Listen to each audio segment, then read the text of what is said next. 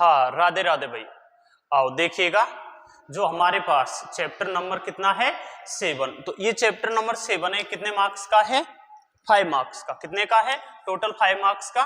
इसमें से कितना, एक ऑब्जेक्टिव क्वेश्चन एवं वाला और एक ब्लैंक रिक्त स्थान, ठीक है। और एक जो आएगा क्वेश्चन बड़ा 4 मार्क्स का आएगा। कितने मार्क्स का 4 मार्क्स का बड़ा क्वेश्चन आएगा निबंधात्मक, ठीक है। यानी इसमें से डेरिवेशन आ सकता है, एलसीआर वाला ऐसे आने की संभावना है, ठीक है बच्चों। आगे चलते हैं। अब पहली बात तो जो सभी बच्चे ध्यान दें कि हमारे पास समय कम है और हम इस कम समय में चीजें कम होते हुए सारी चीजें करने का कोशिश कर रहे हैं, जितना संभव हो पाएगा उतना हम करवा रहे हैं, ठीक है। हर तरीके से हम कोशिश कर रहे हैं। तो आगे चलते हैं, पढ़ लेना है इसको। और कुछ बच्चों ने जो मुझे मैसेज किया था उनके लिए, जैसे कि सर एलसीआर में जो हमें प्रॉब्लम हो रहा है, तो उन बच्चों के लिए ये क्वेश्चन तुम्हारे पास अवेलेबल है ही है। तो जैसे हम अभी डिस्कस करते हैं,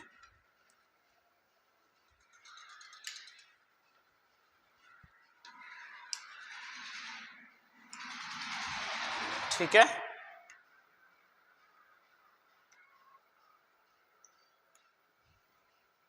चैप्टर नंबर 7, इसके लिए एलसीआर में जो हमारे पास होते हैं, एक आर होता है प्रतिरोध, एल प्रेरकत्व कुंडली का और सी संधारित्र। अब इनके लिए हम क्या करते हैं, जैसे जब सर्किट में केवल क्या कनेक्ट है, रेजिस्टेंस आर कनेक्ट है और क्या एसी सोर्स जोड़ा हुआ है, इस केस में बी इक्वल टू इसका क्या लिखते हैं हम, B not sine omega T. इसके लिए तो आई भी कितना आता है, यहां से आई not sine omega T.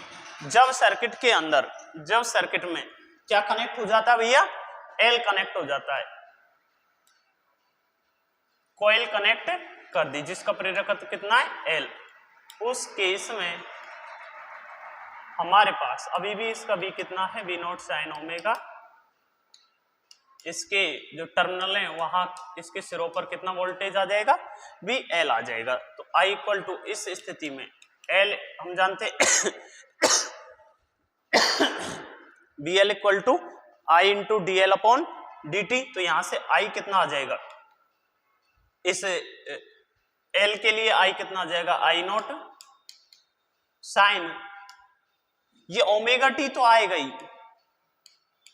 Minus के पाई by 2, I not sine omega T minus के पाई बाई 2। यानी इसके लिए धारा तो कितना कलांतर पीछे है इससे, ओमेगा टी से पाई बाई 2 पीछे है, लेकिन इसका जो वोल्टेज हम डिस्कस करते हैं, तो वोल्टेज कितना आगे हुआ इसमें, वोल्टेज पाई बाई 2 आगे हुआ, ठीक है। वोल्टेज कितना आगे हुआ इसमें, पाई बाई 2 आगे, और धारा कितना पीछे हुई इससे, पाई बाई 2 कला पीछे। और एक और हमारे पास जो आता है, ये अभी भी बी है और ये सी है। इस केस में बी तो यही सेम रहेगा, B not sine omega T, और आई इक्वल टू कितना आ जाएगा, आई नॉट साइन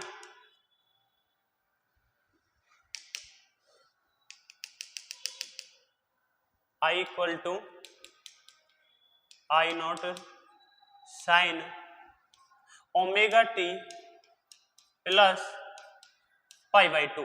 तो अब आई इसमें कितना आगे हो गया इससे, पाई बाई 2 आगे हो गया। कितना आगे हो गया सर, पाई बाई 2 आगे हो गया। ये जब पाई बाई 2 आगे हो गया बी से, बी से कितना आगे हो गया, पाई बाई 2 कला कौन आगे हो गया।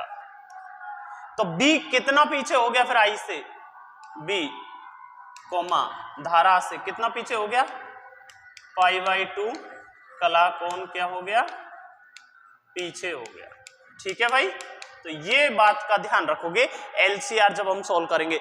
यानी इनमें तो दोनों में क्या आ रहा है, साइन ओमेगा टी और साइन ओमेगा टी। तो यहां कलांतर कितना है दोनों के बीच में, फाई इक्वल टू कितना है 0। लेकिन यहाँ इन दोनों के बीच में कलांतर पाई बाई 2, यहाँ भी कितना है पाई बाई 2। लेकिन यहाँ बी कितना आगे है, एल के केस में वोल्टता धारा से कितना आगे है, पाई बाई 2 कला कोण आगे। और हमारे पास सी के केस में किसके केस में? सी के केस में। जो बी है वो π/2 कहाँ हो गई? पीछे। किससे? धारा से। इस बात का ध्यान रखना, इस कॉन्सेप्ट पर हम काम में करेंगे आगे। ठीक है, आगे चलते भाई, है ना।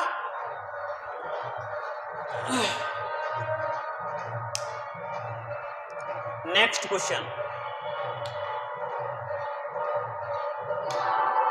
नेक्स्ट क्वेश्चन हमारे पास पहला क्वेश्चन जो है वो क्या है?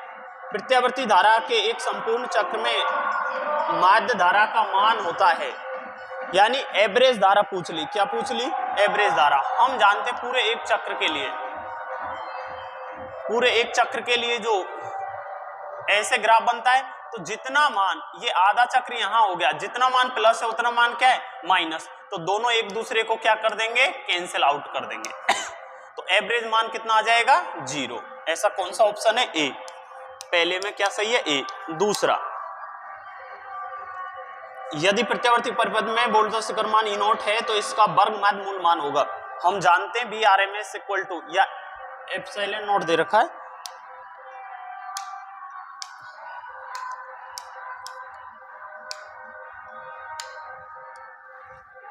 एप्सिलॉन नॉट दे रखा maximum value, then RMS value क्या हो जाएगा? मैक्सिमम का 1/√2। क्लियर? ऑप्शन कौन सा है ऐसा? डी। तो दो में क्या सही है? डी सही है। दो में क्या सही है? डी सही है। ठीक है, अगला क्वेश्चन, भारतवर्ष में प्रत्यावर्ती धारा की फ्रीक्वेंसी कितनी होती है? 50 हर्ट्ज। कितनी होती है भैया? 50 हर्ट्ज। और वोल्टेज कितना यूज किया जाता है? 220। अगला, प्रत्यावर्ती धारा परिपथ में सामान्यतः धारा का औसत मान, पहला ही अभी देखा है, औसत मान कितना आ रहा है? एसी में, क्योंकि इसकी इक्वेशन क्या आती है? I = I0 sin ωt, यानी साइन और कॉस की फॉर्म में चलता है प्रत्यावर्ती धारा। ठीक है, तो इसलिए इसका औसत मान कितना होता है? 0। तो क्या सही हो जाएगा? फोर्थ में। थर्ड में क्या आ गया हमारा? बी। फोर्थ में क्या आ गया? ए। ठीक है, अगला,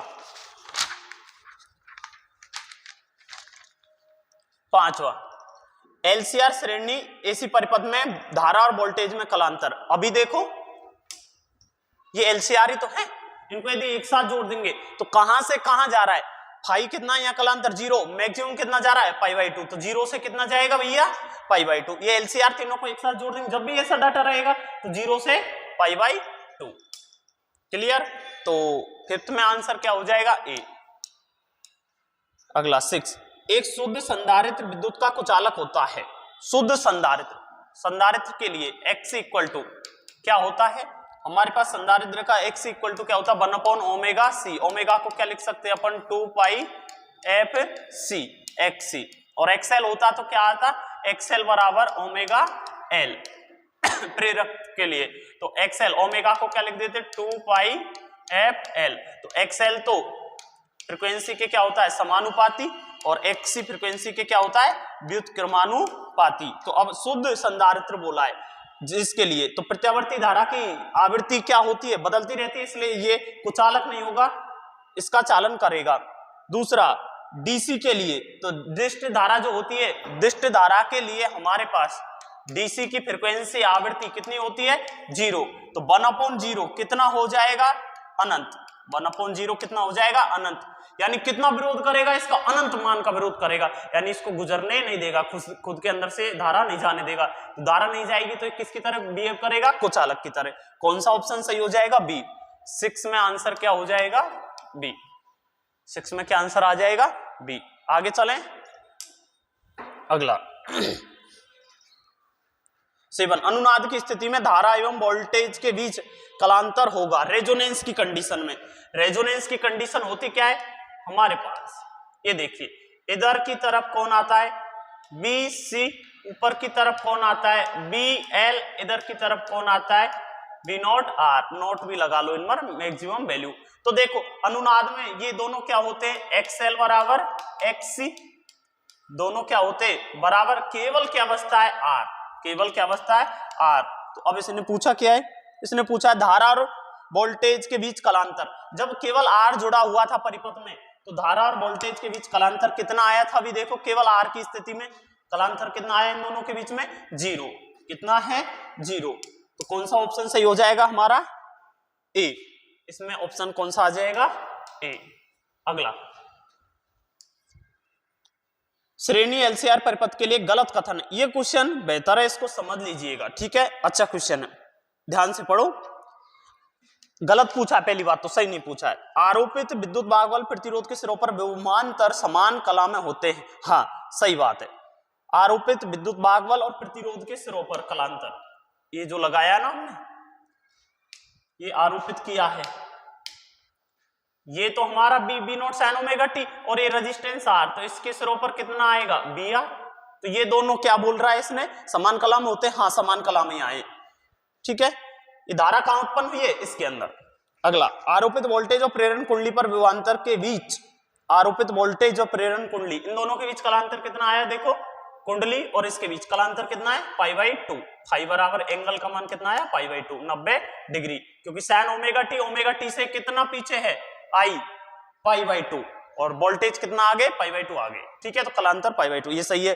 संधारित्र और प्रेरण कुंडली पर विभवांतर के बीच कलांतर होता है, संधारित्र और प्रेरण कुंडली के बीच। ये तो इधर है नीचे, तो सी और एल कहां है, सी और एल, प्रेरण कुंडली कहां है ऊपर, तो दोनों के बीच में जो एंगल बन रहा है वो कितना बन रहा है 180। यदि 180 होता तो ये बात सही होती, इसलिए ऑप्शन क्या हो जाएगा गलत। संधारित्र एवं प्रतिरोध पर विभवांतर के बीच कलांतर होता है प्रतिरोध के बीच विभवांतर, संधारित्र ये हमने जोड़ा भी, देखो इन दोनों के बीच सी और इसके लिए कितना आ रहा है π/2, कितना आ रहा है π/2। यहां से समझ नहीं आया, यहां से देखो इन दोनों के लिए सी और ए, नीचे सी, नीचे सी और आर के बीच कलांतर कितना बन रहा है 90 डिग्री। तो ये भी सही है, इसलिए इसमें आंसर क्या आ जाएगा, कौन सा 8 में कौन सा ऑप्शन है सी, ठीक है, ये आंसर हो जाएगा। अगला डीसी के लिए प्रयुक्त अमीटर के द्वारा प्रत्यावर्ती धारा नहीं नाप सकते क्योंकि एसी डीसी में डीसी से अमीटर से प्रवाहित नहीं हो सकती, पूर्ण चक्र के लिए धारा का मान 0 होता है। हाँ, क्योंकि पूर्ण चक्र के लिए डीसी में जो यूज करते हैं हम अमीटर, वो अमीटर क्या वैल्यू लेगा, हमारे पास एवरेज वैल्यू लेता है। क्या लेता है अमीटर, क्या मापन करता है, एवरेज वैल्यू का मापन करता है। और एसी की एवरेज वैल्यू एक चक्र के लिए कितनी होती है 0। तो ऑप्शन कौन सा हो जाएगा इसमें बी, 9 में क्या हो जाएगा बी। एक प्रत्यावर्ती धारा का शिखर मान 6 एम्पियर है, धारा का वर्ग माध्य मूल मान होगा, देखो 10वां शिखर मान दे दिया इसने, I0 equal to 6 ampere, IRMS equal to I0 upon √2, 6 upon √2, 6 को क्या लिख दिया 2 इंटू 3 अपॉन √2, एक √2 से यहाँ √2 कट जाएगा, √2 बचेगा, तो कितना आंसर आ जाएगा 3√2 एम्पियर। ऐसा कौन सा ऑप्शन है, देखो कौन सा ऑप्शन है ऐसा, ये ऑप्शन है सी।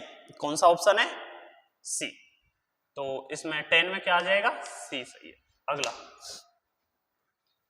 11 एसी का मुख्य वोल्टेज दे दिया हमारे पास कितना 220 वोल्ट, तो इस एसी मुख्य 220 वोल्ट का शिखर मान होगा, इसका मुख्य दे दिया, तो B RMS equal to 220, B RMS equal to हम जानते क्या होता है B0 अपॉन √2 को इधर गुना कर देंगे तो 220 इंटू √2 B0 √2,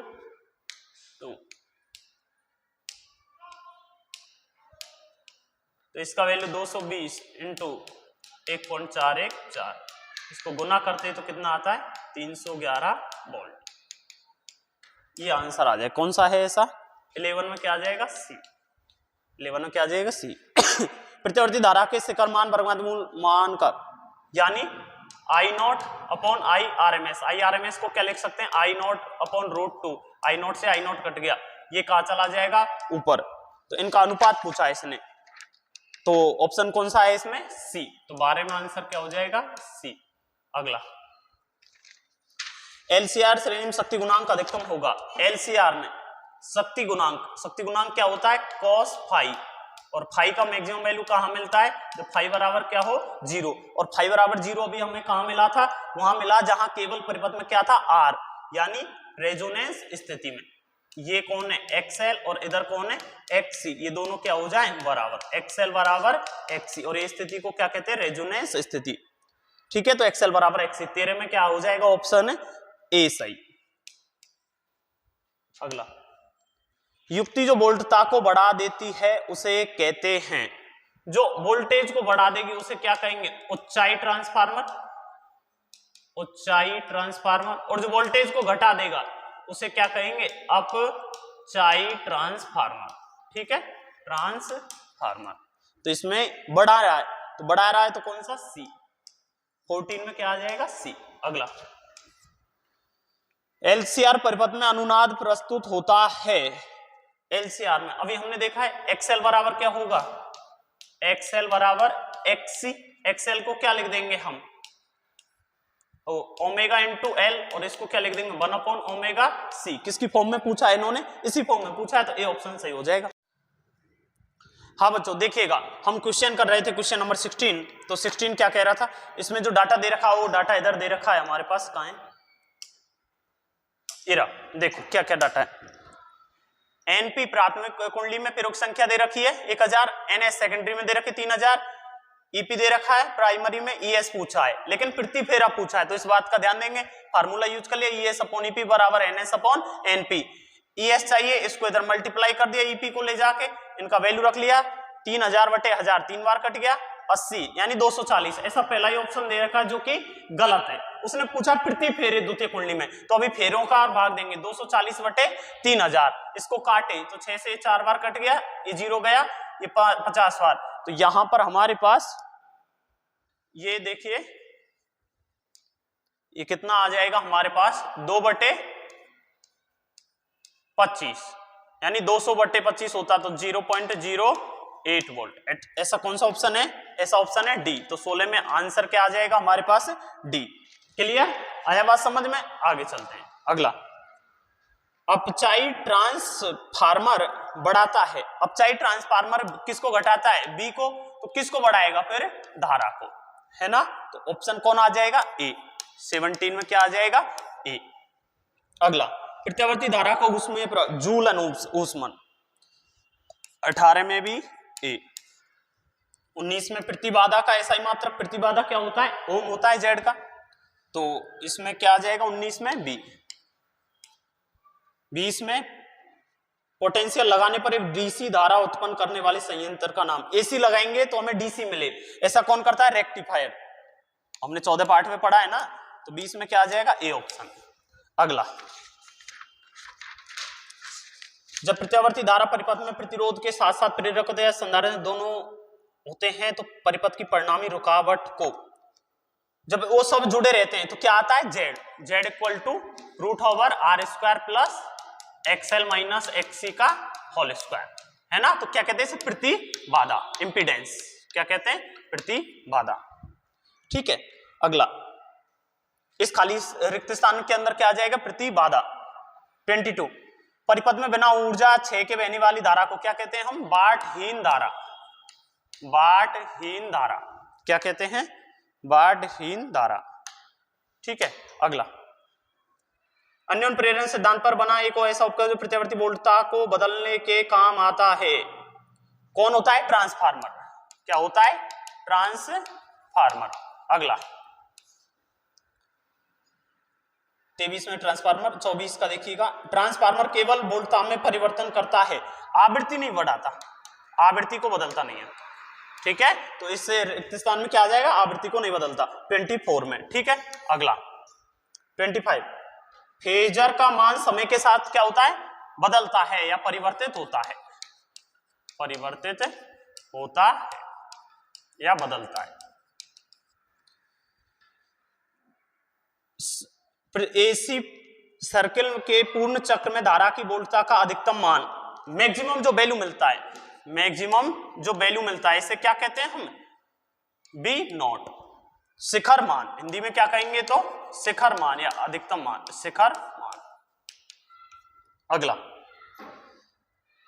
एसी परिपथ किसी सन विद्युत वाहक बल या धारा के मान को क्या कहेंगे तात्क्षणिक, इंस्टेंटेनियस वैल्यू, तात्क्षणिक क्या आ जाएगा इसमें, तात्क्षणिक।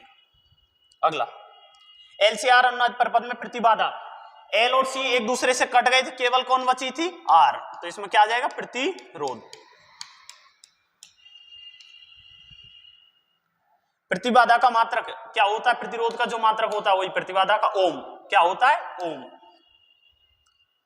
संधारित्र मार्ग अवरुद्ध करता, अभी हमने देखा संधारित्र किसको रोक रहा था, डीसी को, दिष्ट धारा, डीसी करंट, दिष्ट धारा। अगला, ट्रांसफार्मर के सिद्धांत पर कार्य करता है, विद्युत चुंबकीय प्रेरण, विद्युत चुंबकीय प्रेरण, ठीक है, लिख लेना पूरा। अगला, शुद्ध प्रेरकत्व का संति गुणांक का मान होता है जब एल जुड़ा होगा, प्योर एल, शुद्ध प्रेरकत्व की स्थिति ये रही, जब एल जुड़ रहा है तो फाई का मान कितना आ रहा है, π/2, और शक्ति गुणांक क्या होता है, cos फाई, तो cos 90 डिग्री कितना होता है, 0, तो शक्ति गुणांक का मान कितना आ जाएगा, 0, तो इसमें आंसर क्या आ जाएगा, 0, क्या आ जाएगा इसमें आंसर, 0, शून्य। 32वें में 33, ट्रांसफार्मर का क्रोड़ परतदार क्यों होता है, इसमें आंसर लिख देना, भंवर धाराओं के प्रभाव को खत्म करने के लिए, के प्रभाव को कम करने के लिए, ठीक है। अगला, एक प्रत्यावर्ती धारा परिपथ में वर्ग आरएमएस वैल्यू दे दिया 10 एम्पियर, मैक्सिमम वैल्यू पूछ लिया, किसका दिया, धारा का, I RMS equal to 10 ampere, I RMS कितना दे दिया, 10 एम्पियर। उस स्थिति में हमें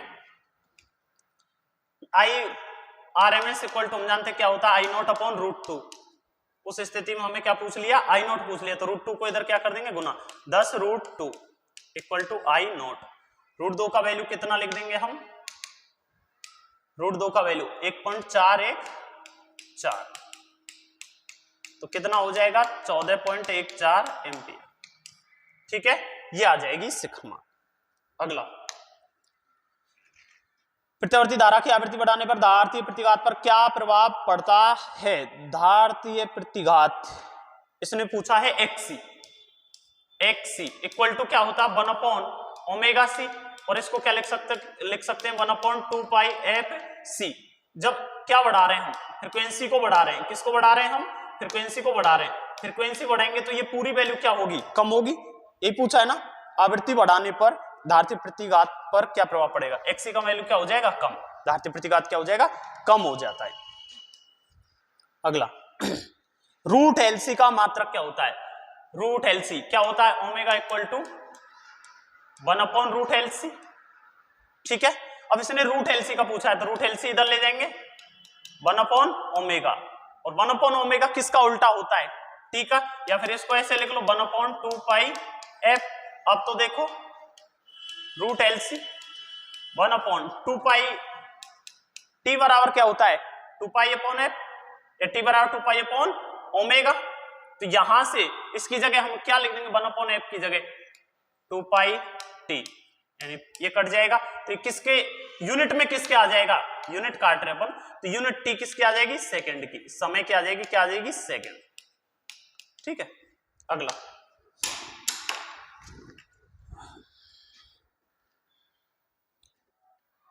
बाल्टीन धारा का आई वर्ग माध्य मूल मान कितना होगा, धारा का पूछ लिया, वर्ग माध्य मूल मान, तो आई आरएमएस, आई नोट, आई आरएमएस की जगह आई नोट अपन √2, और ये क्या हो जाएगा, sin फाई। हमारे पास वास्तविक वैल्यू क्या होता है इसका, आई आरएमएस sin फाई, तो आई आरएमएस की जगह क्या लिख देंगे, आई नोट अपन √2, ठीक है, ये आ जाएगा। अगला, क्या आरएल परिपथ में अनुनाद की घटना होगी, नहीं, बिल्कुल नहीं होगी, गलत, तो ऐसे लिख दोगे, नहीं होगी। प्रत्यावर्ती परिपथ में बाल्टीन धारा का मान लिखिए, बाल्टीन धारा क्या होती है, आई आरएमएस sin फाई, या फिर और क्या लिख दोगे, आई नोट अपन √2 sin फाई, दोनों में से कोई सा लिख देना है, दोनों लिख देना, ठीक है। आरएमएस वैल्यू तो पूछा है इन्होंने, आरएमएस वैल्यू पूछा जब, तो ये लिखना आई नोट अपन √2 sin फाई।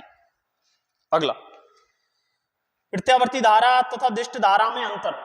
प्रत्यावर्ती धारा तथा दिष्ट धारा में, प्रत्यावर्ती धारा क्या क्या होती है? ऐसी धारा, मैं बोल रहा हूं सुन लीजिएगा, ऐसी धारा जो कि समय के साथ क्या होती है? परिवर्तित होती है, यानी समय पर निर्भर करती है। क्या कहलाती है? प्रत्यावर्ती धारा। ये एसी है और इधर समय टी है, समय के साथ परिवर्तित हो रही है। और डीसी दिष्ट धारा, ऐसी धारा जो समय के साथ कैसी बनी रहती है? नियत बनी रहती है। तो इसके लिए ग्राफ क्या बन जाएगा? ये बन जाएगा। इधर क्या है? टी। जैसे ये 2 एम्पियर है तो हमेशा ये 2 एम्पियर नियत है, तो ये कैसी है? डीसी दिष्ट धारा। और ये कैसी है? एसी। ये बढ़ रही है, यहाँ अधिकतम हो गई, फिर यहाँ आके 0 हो गई, फिर ये माइनस में जा रहा है, प्लस चक्र में ऐसे जा रहा है। ठीक है, अगला प्रत्यावर्ती धारा क्या है? यही बात है, ऐसी धारा जो कि समय के साथ अपने मान को क्या करती है? परिवर्तित करती है, यानी आवृत्ति पर निर्भर करती है। प्रत्यावर्ती धारा के माध्य औसत मान से क्या समझते हैं? जो डेरिवेशन करा रखा है वो लिख देना, डेफिनेशन लिख देना, integration I D T upon कुल डी टी। धारा का ही पूछा है ना, जब धारा का इंटीग्रेशन डी टी, ये लिख देना 0 से टी, 0 से टी पूरे एक चक्र के लिए, या 0 से t/2 किसी को भी एक को कर देना। इसमें प्रत्यावर्ती धारा ये हो गया। परिपथ का शक्ति गुणांक 0.5 है। अगला दे रखा है शक्ति गुणांक, दिया गया फाई इक्वल टू 0.5 यानी 1/2 पूछ लिया उसने क्या? धारा वोल्टता के बीच कलांतर फाई, ये तो cos फाई दे रखा है रे, ये थोड़ी है। फाई तो पूछा है, मध्य कलांतर ज्ञात कीजिए, कलांतर पूछा है, यहाँ पर फाई पूछा है। तो cos फाई का 1/2 वैल्यू किस में होता है? फाई इक्वल टू कितना? 60 डिग्री या पाई/3, दोनों बात एक ही है। ठीक है, ये आ जाएगा। अरे cos फाई का वैल्यू 1/2, cos में किसका होता है? 1/2 60 डिग्री का। ठीक है, अगला प्रत्यावर्ती धारा के एक पूर्ण चक्र के लिए धारा का औसत मान लिखिए। प्रत्यावर्ती धारा के एक पूर्ण चक्र के लिए, अभी हमने बताया थोड़ी देर पहले, और एक बार और देख लो। ये जो इसका पूर्ण एक चक्र के लिए जो कहानी आती है वो क्या आती है? पूरे एक चक्र के लिए। तो यहां से स्टार्ट हुआ 0 से, यहाँ t/2 होता है, और यहाँ कितना होता है? t टोटल कुल, और यहाँ कितना होता है? t/4।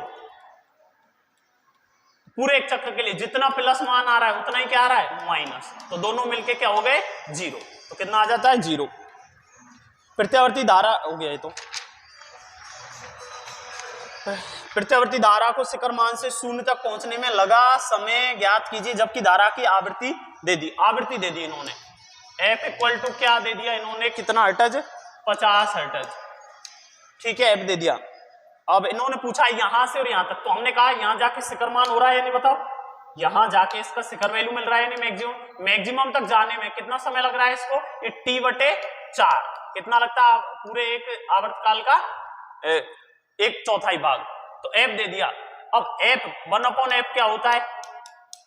T, तो T बराबर क्या आ जाएगा? 1/f। तो t/4 हमें आंसर आएगा।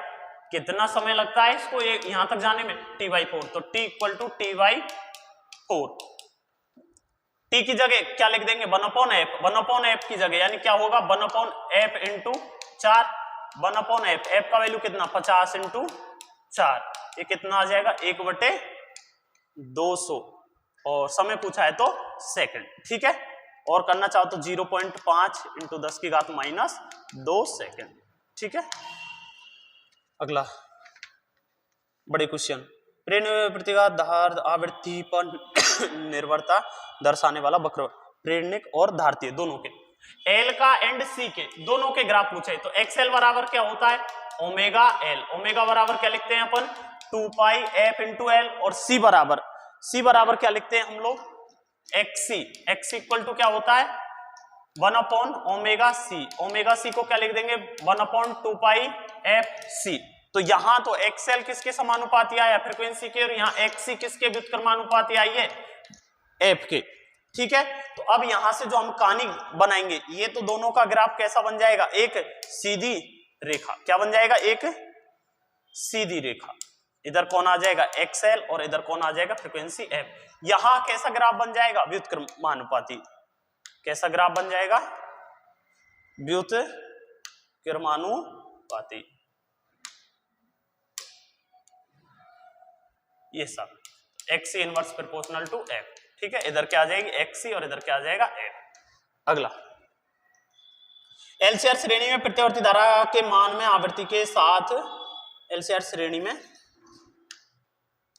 प्रत्यावर्ती धारा के मान में आवृत्ति के साथ यानी फ्रीक्वेंसी के साथ पूछा है। तो हम रेजोनेंस में जब हम पढ़ते हैं तो कैसा ग्राफ मिलता है हमें, ये मिलता है यानी बोलो ऐसा ग्राफ, और इसको नीचे यहां बना लो,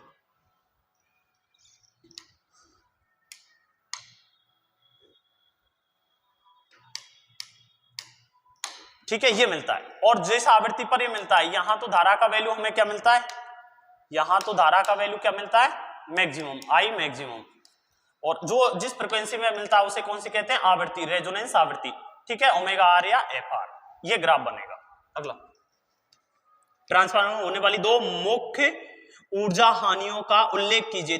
ताम्र हानि, फ्लक्स क्षरण यानी फ्लक्स का लीकेज होता है, ये और लिख रखिए बबर धाराओं के कारण ऊर्जा जो होती है, ये दोनों तीनों जो लिख रखी है इनको लिख देना, नहीं हो तो व्हाट्सएप मैसेज कर देना, मैं भेज दूंगा, ठीक है।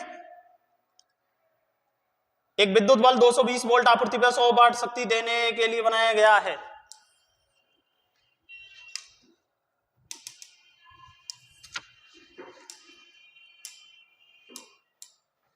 एक विद्युत बल बना दिया 220 वोल्ट पर, तो क्या पूछ लिया इसने, स्रोत की शिखर वोल्टता पूछ ली।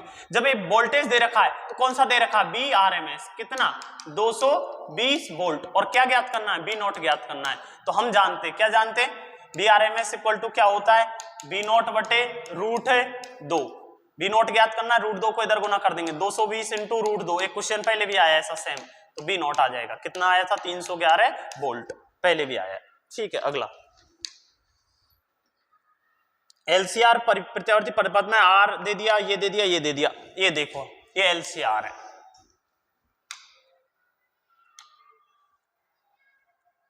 क्या ये एलसीआर, ऊपर कौन जुड़ा हुआ है, एक्स एल, नीचे कौन है, एक्स सी, इधर कौन है, आर, ठीक है। अब ये बोल दिया ये 100 ओम है, ये 100 ओम है, तो ये एक दूसरे को कैंसिल कर देंगे, केवल क्या बचेगा इसमें, रेजिस्टेंस आर। तो जो इस परिपथ का वो ही प्रतिरोध होगा, प्रतिबाधा होगी जो इस रेजिस्टेंस का है, तो रेजिस्टेंस का मान कितना दे दिया, 10 ओम। ऐसे नहीं करो तो Z इक्वल टू ये सूत्र लगा देना, उससे हो जाएगा क्या, R square plus XL minus XC का होल स्क्वायर, ऐसे कर देना। एक्सएल और एक्ससी क्या है, बराबर 100 तो 100 माइनस 100 करोगे 0 आ जाएगा, रूट आर स्क्वायर आएगा, रूट से 2 कट जाएगा, तो Z इक्वल टू क्या आ जाएगा, आर, Z इक्वल टू क्या आ जाएगा, आर, ठीक है। आगे चलें तो कितना आंसर आ जाएगा उसका आंसर आ जाएगा कितना, 10 ओम, ठीक है, बता दिया, हाँ ये लिख दिया था। अगला, एसी के आरएमएस मान शिखर मान में संबंध लिखिए। एसी के धारा दे रखी, धारा I R M S equal to क्या होता है, आई नॉट अपॉन रूट है 2, ये रिलेशन सब जानते हो, पढ़ते ही नहीं हो बस। एक श्रेणी एलसीआर में प्रत्यावर्ती धारा और वोल्टता के परिपथ में निम्न के मान ज्ञात कीजिए, प्रतिबाधा का और किसका, प्रत्यावर्ती धारा की आवृत्ति का। तो प्रतिबाधा, अब रेजोनेंस की ही कंडीशन हमें लेनी पड़ेगी, क्या लेनी पड़ेगी, रेजोनेंस की। तो प्रतिबाधा रेजोनेंस कंडीशन में कितनी होती है, जेड, क्यों, root over R square plus XL minus XC का होल स्क्वायर। तो ये दोनों तो क्या होते हैं, बराबर, तो एक्सएल से क्या कट जाएगा, एक्सी कट जाएगा, तो जेड इक्वल टू क्या बचेगा, केवल रूट आर स्क्वायर प्लस 0, तो क्या बनेगा, जेड बराबर आर। तो ये तो इसकी क्या आ जाएगी, प्रतिबाधा। और ओमेगा आर, फ्रीक्वेंसी कौन सी आएगी, ओमेगा आर बराबर 1/रूट है एलसी, ये इसकी आवृत्ति हो जाएगी, ठीक है। यहां तक किसी को कोई दिक्कत नहीं होनी चाहिए मेरे हिसाब से तो। और कितने क्वेश्चन रह गए, हाँ अब ये क्वेश्चन रह गए हमारे पास निबंधात्मक, बड़े क्वेश्चन है, यदि इनमें किसी बच्चे को कोई दिक्कत हो तो हमें बोल देना, ठीक है, हम डिस्कस कर लेंगे। हालांकि मेरे हिसाब से नहीं होनी चाहिए, एक बार मैं फिर भी पढ़ के इनको देख लेता हूं। ट्रांसफार्मर सिद्धांत लिखिए, संक्षेप में कार्यविधि समझाइए, कुंडलियों फेरों की संख्या वोल्टता के बीच संबंध जो हमने लिखा था, ES upon EP equal to NS upon NP equal to I में क्या आ जाएगा, IP अपॉन IS, धारा इनके, ये रिलेशन फाइंड आउट करना है। तात्कालिक मान RMS को परिभाषित करिए, परिभाषा दे देना, जावक्र I equal to I naught sine omega T के वर्गमूल मूल मान ज्ञात कीजिए। एक ही पैमाने पर 2 पूर्ण चक्रों के लिए धारा के तात्कालिक मान आरेख बना देना उनका, I equal to I naught के लिए, ठीक है, वर्गमूल मूल मान ज्ञात कर देना।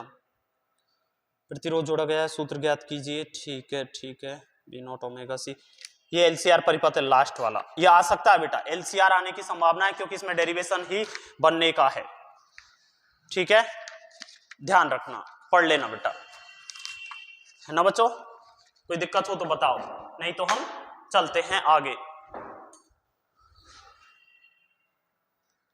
देखिएगा एक बार मैं इसको और समझा देता हूं तुम्हें, एलसीआर को देख लीजिएगा, हमने जो इक्वेशन लिखा था ये एलसीआर था हमारे पास, देखो ध्यान से,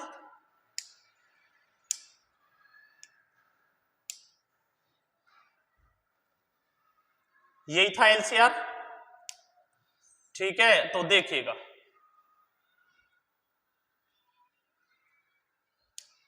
ये इक्वेशन जो दे रखे हैं, अब इनको एलसीआर जब जोड़ रहे हैं तो ये समीकरण हमें पता होना चाहिए कौन आगे कौन पीछे रहता है।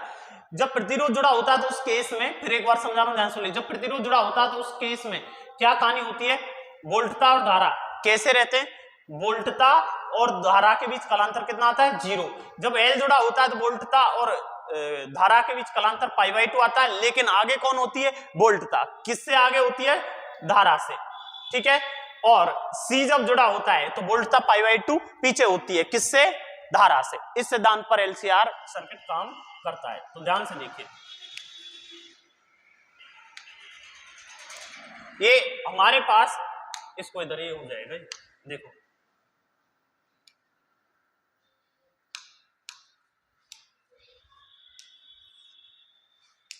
ये देखिए, नेक्स्ट I इक्वल टू जो ये दे रखा है, तो एलसीआर सर्किट कैसे बनेगा, एलसीआर पूरा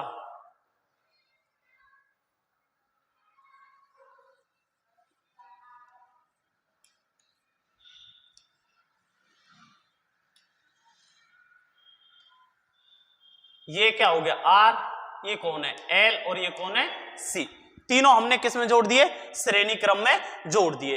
अब इनके लिए जो फेजर आरेख है, फेजर आरेख बना लोगे कहानी खत्म हो जाएगी, फेजर आरेख बना लोगे कहानी खत्म हो जाएगी। कैसे, देखो ये फेजर आरेख है। अब यहां बात ध्यान होनी चाहिए जो बताई थी, क्या, इधर कौन आता है, B0 R ले लो, इधर कौन आएगा, अब दो केस बनते हैं, यहां कितने केस बनते हैं, दो केस, इधर कौन आएगा B0 C, इधर कौन आएगा B0 L।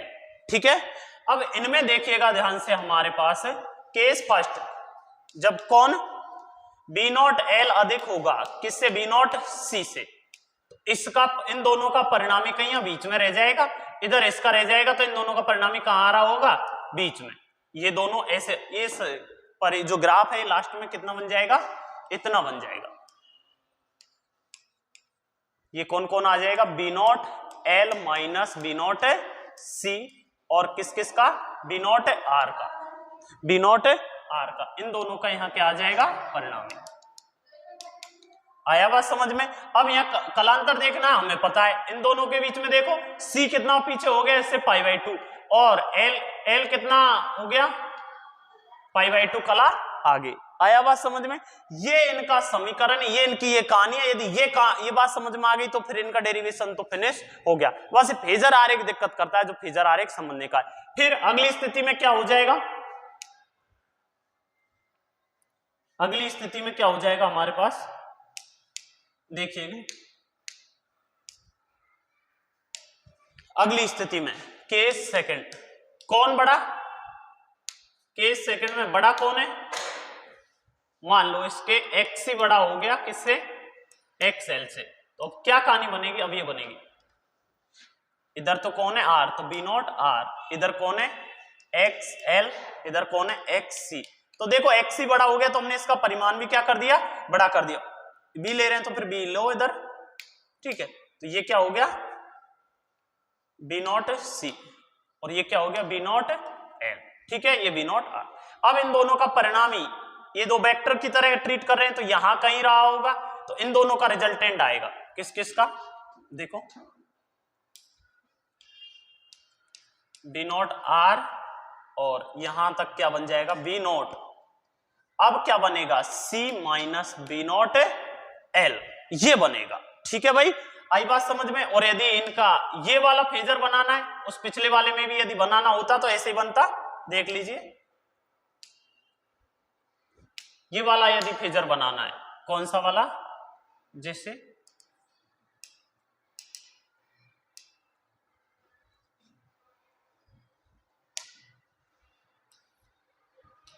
ये वाला फेजर, इधर हमारे पास कौन है, B0 R, ठीक है। इधर हमारे पास C को देखो, C कितना पीछे आ जाएगा, π/2 पीछे, और L कितना आगे चला जाएगा इससे, π/2 आगे, लेकिन परिमाण में क्या रहेगा, छोटा, क्योंकि इस समय कौन बड़ा लिया है, C। अब इन दोनों का कहां आएगा, इन दोनों का जो परिणामी आ रहा होगा कहां, यहां कहीं बीच में आ रहा होगा, वो कौन आएगा, B0 LC। आया बात समझ में, ये इनका फेजर आरेख है। क्लियर, कोई दिक्कत हो तो बताओ। बाकी बच्चे पढ़ाई पे ध्यान दो, और इसका हम हर समय कोशिश कर रहे हैं तुम्हें अच्छे से अच्छी चीजें प्रोवाइड करवाने का। ठीक है बच्चों, ध्यान दो, अच्छे से पढ़ो, कोई दिक्कत हो तो हमें बताइएगा। ठीक है भाई, राधे राधे।